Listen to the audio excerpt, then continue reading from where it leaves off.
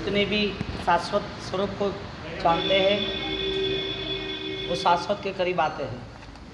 यहाँ पर नौकार महामंत्र की आराधना का आज मंगल स्थापना और वो सर्व जीवों के प्रति यानी कि सर्व जीवों के कल्याण की भावना से हम वो स्थापना करेंगे। तो श्रद्धा का ये विषय है और राजेंद्र कोश के अंतर्गत भी स्थिरीकरण वो शब्द आ रहा है कि एक स्थिरता दर्शनाचार का अतिचार है, वो स्थिरीकरण है। तो स्थिरता क्या होती है? स्थिरता यानी किसी को धर्मों में स्थिर करना, वो महत्वपूर्ण बात है। लेकिन जिसके धर्म के भाव थे जो चलित हो गया, वो व्यक्ति यदि धर्म में स्थिर होता है तो बहुत मूल्यवान बात है। क्योंकि जो व्यक्ति ब्लैक बोर्ड है, जिसके विचारों में कुछ नहीं, उसे हम धर्म के कोई न कोई आयोजन में ले जा सकते हैं, वो धर्मों में स्थिर रह सकता है। लेकिन धर्म की बहुत सारी बातें दिमाग में थी, लेकिन वो छूट गया वहाँ से, वो बिछड़ गया वहाँ से। उसको खड़ा करना यानी बोर्ड पे लिखा हुआ पहले साफ करना और फिर लिखना, यानी डबल मेहनत। तो यहाँ पर स्थिरीकरण के आचार से गुरुदेव ने बात बताई कि स्वगत परगत धर्म व्यापाराणो स्थिरत्वा आधाने। स्वगत परगत धर्म व्यापाराणो स्थिरत्वा आधाने, यानी कि जो धर्म हम करते हैं, यानी कि हम जो धर्म का आचरण करते हैं, जिस धर्म के भाव से हम जुड़े हैं, उस धर्म के भावों को लेकर पराये लोगों को भी, दूसरे लोगों को भी कहीं ना कहीं उससे धर्म के प्रति जुगुप्सा, निंदा या रिएक्शन नहीं होना चाहिए।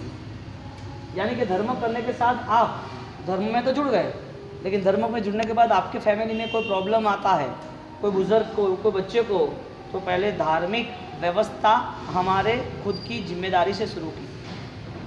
जिम्मेदारी के बिना धर्म होता भी नहीं। आपके परिवार की जिम्मेदारी छोड़ के आप धर्म करने चले, वो योग्य नहीं है।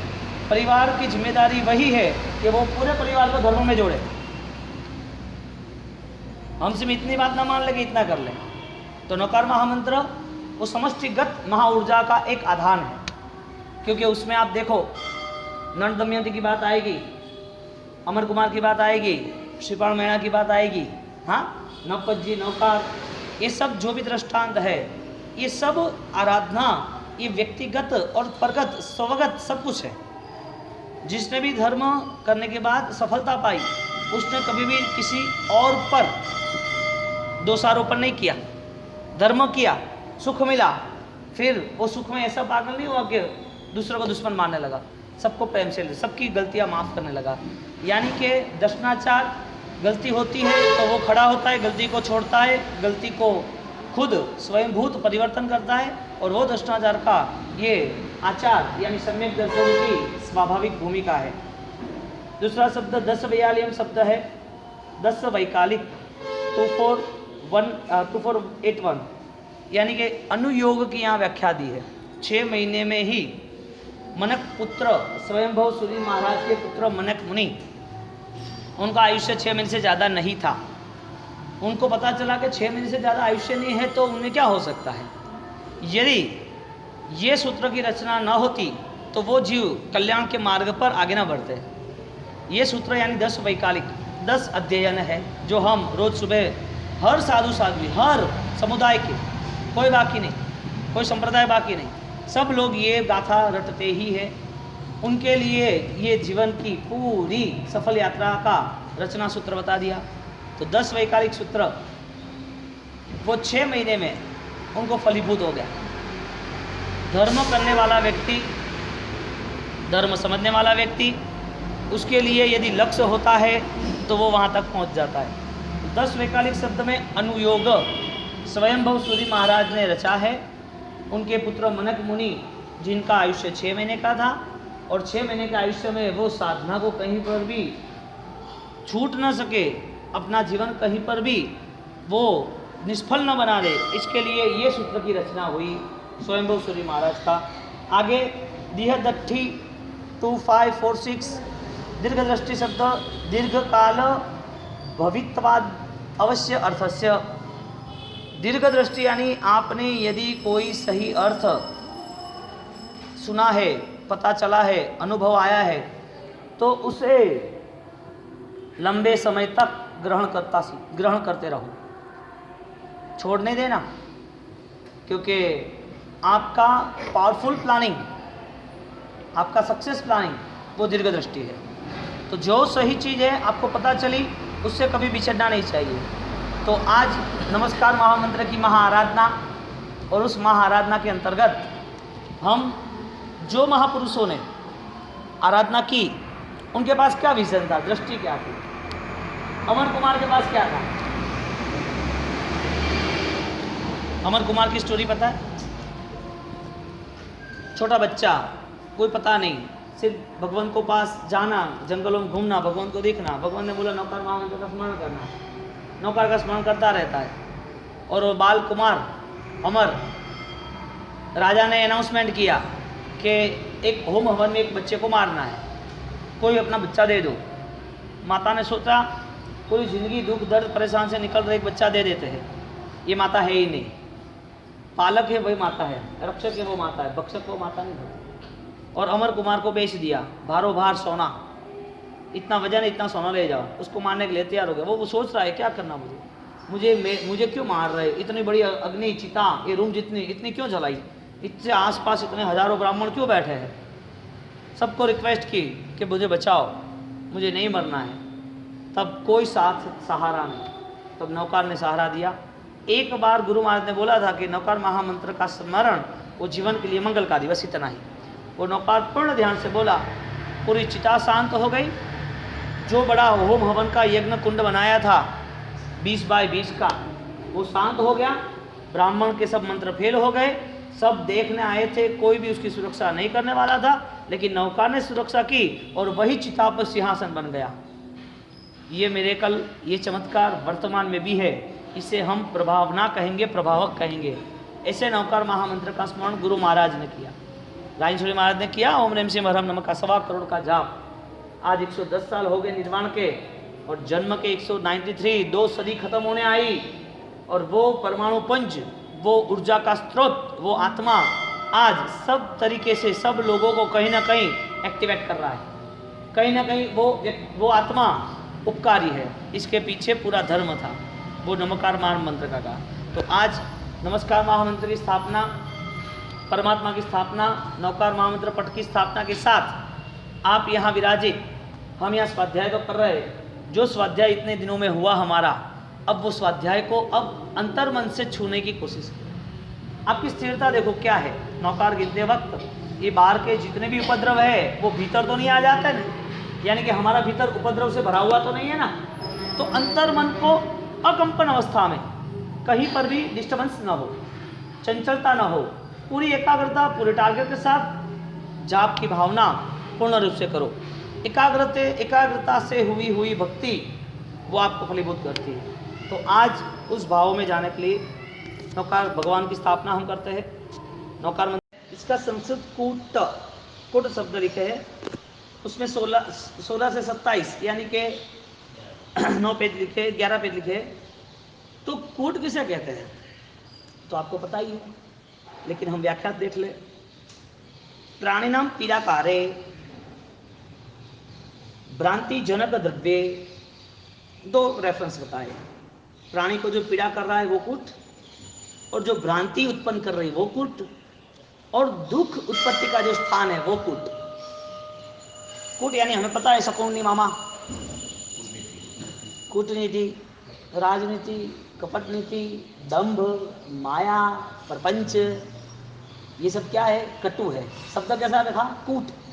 कूट, कटु, यानी कि जिसकी शुरुआत, जिसका अंतिम, जिसका मध्य, जिसका स्वभाव, जिसका समय संपूर्ण तरह से जहरीला है, पॉइजन ही है, चाहे ज़्यादा लो या चाहे कम लो। किसी ने ऐसा तय किया कि पॉइजन टेस्ट तो करूं, लोग बोल रहे हैं कैसा हो, जहरीला है, मार देता है, लेकिन हमको तो पता नहीं है, टेस्ट तो कर लो।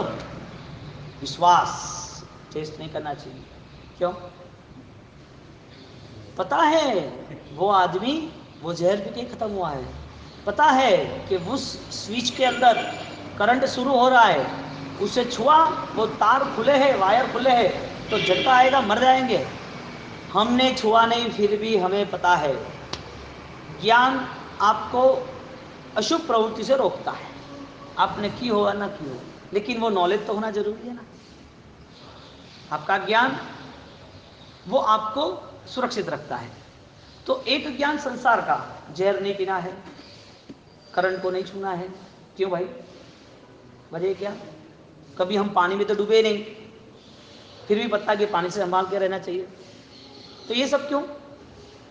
तो आपको अनुभव नहीं है फिर भी, लेकिन दुनिया में जो हो रहा है उसका अनुभव है।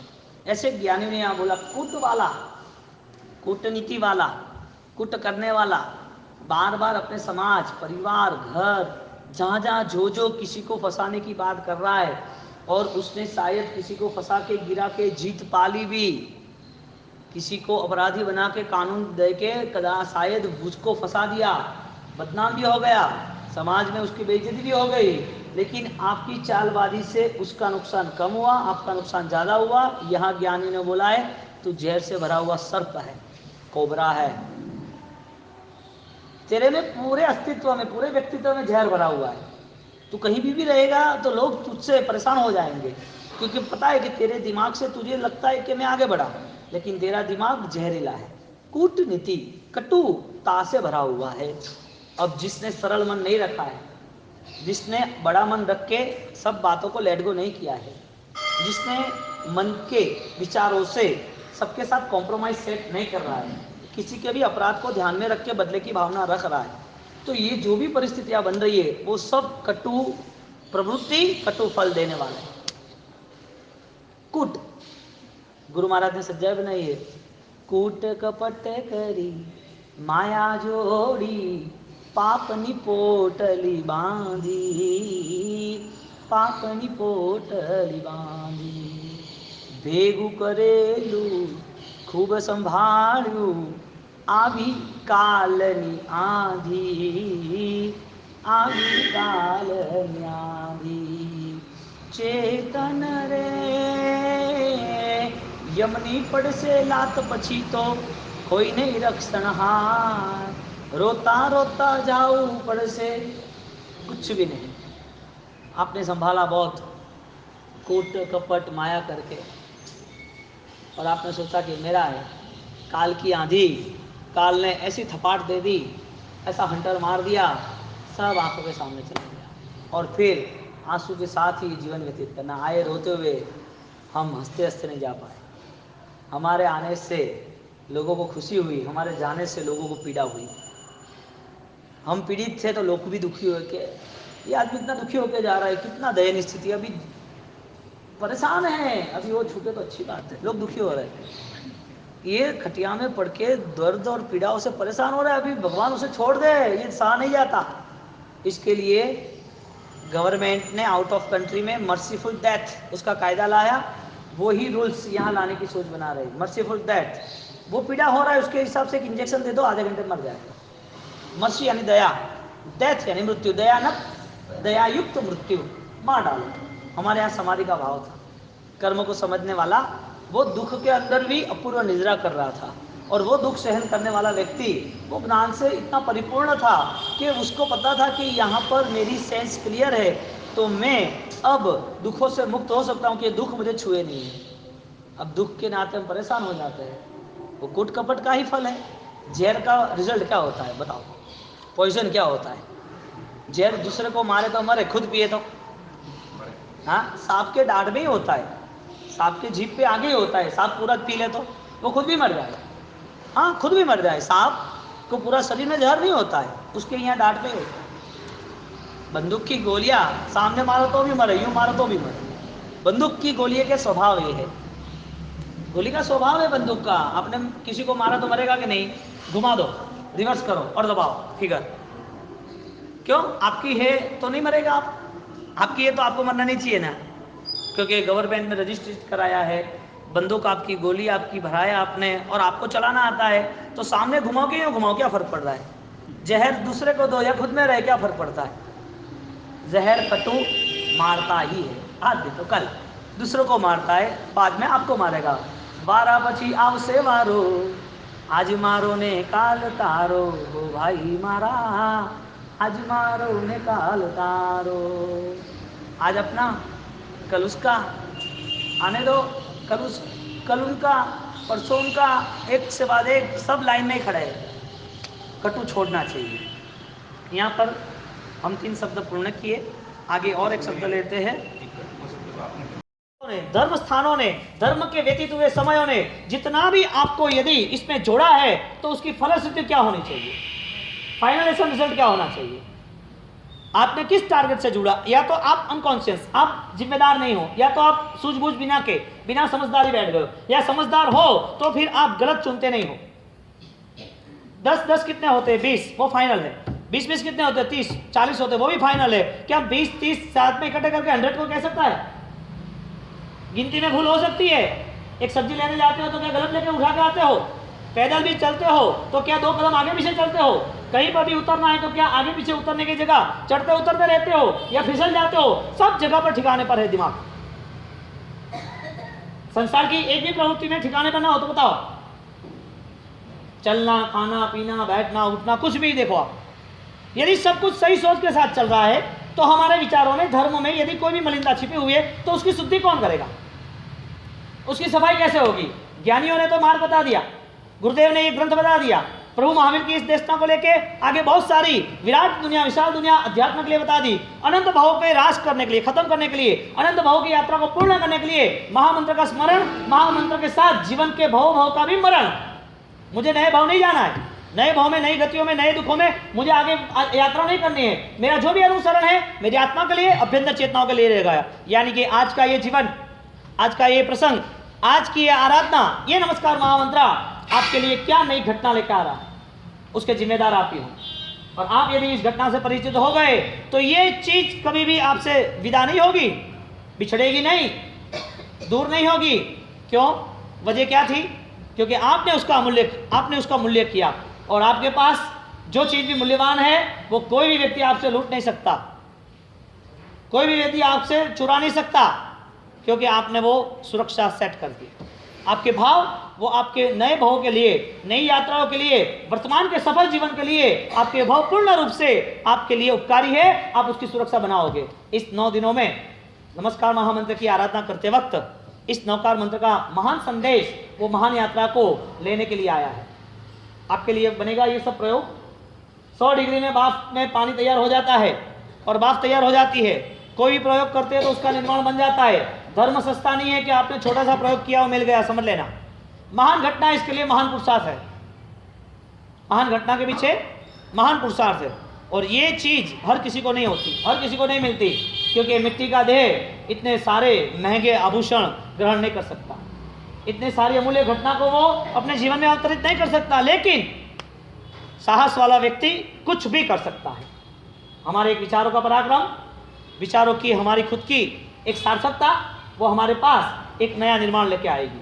यानी कि नई चेतना के साथ नए जीवन की नई यात्रा का संदेश और नई यात्रा की फलश्रुति, उनकी अनुभूति और उनकी हम एहसास के साथ यदि आगे बढ़ना चाहेंगे तो वास्तविक रूप में जो राजेंद्र सूरी महाराज ने ओम ह्रीम सिम अरहम नमः की आराधना की, नमस्कार महामंत्र की, जिस परंपरा में गंधर्वों ने इस नमस्कार महामंत्र के अंतर्गत उनके भाव को लेकर नमो लोहे सप्तसावणम साधु पद का ग्रहण किया, जिस श्रावकों ने सर्व पापों प्रणाशनु, सर्व पापों का नाश किया और सर्व पापों के नाश के लिए पचखान लिया, ऐसे सम्यक दर्शन की भावना, जो अमूल्य घटना है, उसके लिए मूलभूत परिवर्तन किया। राजा कुमार पाल, पेथरसा, जाजनसा, राजा खारवेल, बहुत सारे दृष्टांत अनगिनत, कम नहीं है। इतना सारे लोगों ने मूलभूत परिवर्तन किया और वो शिखर की यात्रा पर निकल गए और शिखर पर खड़े भी रह गए। क्यों? इंसान के भाव में ये सब घटा या देव के भाव में घटा? रूपांतर किस में आया? देव में आया या मानव में आया? यदि मानव में आया तो मानव कैसे थे? कोई भिन्न था? मानव को 2 आंख नहीं थी, 2 पैर नहीं थे, परिवार नहीं था, मन नहीं था, संसार नहीं था, खाते पीते नहीं थे, सब कुछ था। वही देह, वही संसार, वही व्यवस्था, वही परिवार, वही स्वजन, वही धर्म की आस्था और अनुष्ठान। वो आस्था के साथ उनने वो रास्ता चुन लिया जिसके हिसाब से वो परम पद की ओर, श्रम जीवन की ओर, सम्यक दर्शन की ओर, भाव भ्रमण से मुक्त हो गए। क्या ये सब आप में निर्मित हो सकता है? प्रभु महावीर ने कहा है हो सकता है, लेकिन आपको विश्वास नहीं है, इसके लिए आपका पुरुषार्थ भी नहीं है। यदि आप देख सकते हो तो ही आप पा सकते हो। यदि दृष्टि स्पष्ट होगी, दृष्टिकोण यदि आपका सकारात्मक होगा तो फिर आपको कोई नहीं रोक पाएगा। रुकता कौन है? थकता है वो रुकता है, पकता है वो रुकता है। तुम पके हो, थके हो तो फिर निकलना है आगे, पूरे शौर्य के साथ छलांग लगानी है, जहां पहुंचना है, जो मेरा हिस्सा है, जो मेरा अधिकार है, जो मेरा हक है, मैं पाके रहूंगा। है कोई अंदर जाबाज, जिंदा दिली, खेल दिली, स्पोर्ट्समैनशिप, क्या करोगे? विदाउट एंगल, बिना लक्ष्य के, बिना सक्रियता के, निष्फल परिश्रम। 1 घंटा बैठ के काम खत्म करना है, 10 दिन में खत्म करना है, 2 महीने में खत्म करना है, ये सब खरीदा नहीं जा सकता। आपने 2 महीने में धर्म की आराधना खरीद ली, 10 महीने के लिए खरीद ली, कम समय के लिए खरीद ली, एक छोटे जीवन के लिए खरीद ली, ये संभव नहीं है। आमूल चूल परिवर्तन तो ही आत्मा के करीब पहुंच पाएंगे। हमने हर चीज खरीदने की ही सोची। तपश्चर्या हो गई तो क्या सत्य को पा लिया? दान कर दिया, क्या सत्य को पा लिया? ये सत्य पाने के रास्ते थे, और सत्य पाने के रास्ते में हमारे अंदर गहराई में छिपी हुई जो चीज है उसे पाने की कोशिश करनी है, और उसको पाने के लिए हमारा हर पुरुषार्थ सम्यक रहेगा, हर पुरुषार्थ। तो नमस्कार महामंत्र के आराधक, उसके लिए सबसे बड़ी यदि कोई परिस्थिति हो तो वो आंतरिक रूपांतर की है। कितना मन रूपांतरित होता है? महामंत्र का अर्थ हमें क्या पता है? क्योंकि आपको माला गिननी है, जाप करना है, एकाग्रता के साथ उनके साथ जुड़ना है। नमस्कार महामंत्र वो संदेश दे रहा है कि मैं आपको स्वीकार करूंगा, वो आमंत्रण दे रहा है, आप पधारो मेरे यहाँ, आप मेरी सृष्टि में आके देखो कि क्या अनुभूति होती है।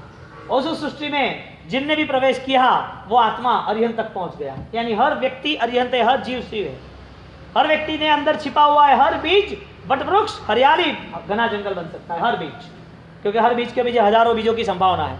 हजारों बीजों में हर पेड़ की, हर वृक्ष की संभावना है। हर वृक्ष के साथ हजारों वृक्ष बनते हैं तो वो पूरा घना जंगल और प्राकृतिक सौंदर्य से निर्मित होता है। तुम्हारे में वो बीज है, कंकड़ नहीं हो, बस थोड़ा मोड़ लेना है। एकाग्रता के साथ, आंतरिक ऊर्जाओं के साथ, प्रबल पुरुषार्थ के साथ महामंत्र का स्मरण करना है तो आपको वो मन बनाना पड़ेगा, शब्दों के साथ, अर्थों के साथ और भाव दशा में प्रवेश करने के साथ। आप कभी भी कहीं पर भी रुकोगे नहीं। आपकी पोजीशन चाहे कोई भी हो, आप शरीर से चाहे बैठ नहीं सकते, कुर्सी पर बैठो। आप एक कंटिन्यूटी नहीं बैठ सकते, आधा घंटा 1 घंटा भी बैठो। आप शायद लॉन्ग टाइम के लिए ये जाप नहीं कर सकते, कम टाइम के लिए, शॉर्ट टाइम के लिए करो। फिर भी जो भी करना है सीधी 100 की स्पीड के साथ, 20 की स्पीड आनी ही नहीं चाहिए। गाड़ी चलनी है BMW सीधी 120, बात खत्म। लोकल गाड़ी वाला कहीं लंबा अंतर नहीं काट सकता। कम स्पीड वाला व्यक्ति वो लंबी यात्रा पे नहीं निकल सकता। लंबी यात्रा पे निकलेगा तो थकेगा। आपकी यात्रा लंबी है और आपकी स्पीड नहीं है तो नहीं चलेगा। आपको सीधा 3rd गियर में गाड़ी डालो और सीधा 1 साइड जंप लगाओ और पहुंच जाओ, अंतर कट जाएगा तुरंत ही। हाई स्पीड से जल्दी मंजिल मिलती है, जितनी स्पीड ज्यादा इतने मंजिल के करीब। तो आपको जब भी जाप करना है, मंत्र जाप की आराधना करनी है, तो पहली बात तो ये ध्यान रखो, ये पूरे दुनिया के जो भी कामकाज है ये दिमाग में भरे हुए सब कचरा भूल जाओ। क्योंकि आप जिसके करीब जा रहे हो और जिसके करीब रह रहे हो, ये दोनों में आसमान जमीन का अंतर है। संसार ये पूरा आसमान है, पूरा जमीन है, और परमात्मा वो आसमान है। यानी कि नमस्कार महामंत्र वो आसमान है। उस दोनों को कभी भी एक साथ में आप देखोगे तो वो भ्रम रहेगा, तो कभी भी मिलन में नहीं आ सकते, वो कभी भी एक नहीं हो सकते। तो दोनों का मिलन संभव नहीं है। तो जब भी आपको जमीन को छोड़ना है और जमीन को छोड़ के आपको ऊपर निकलना है, आपको आसमान को छूना है, तो आपकी गति पावरफुल रहेगी।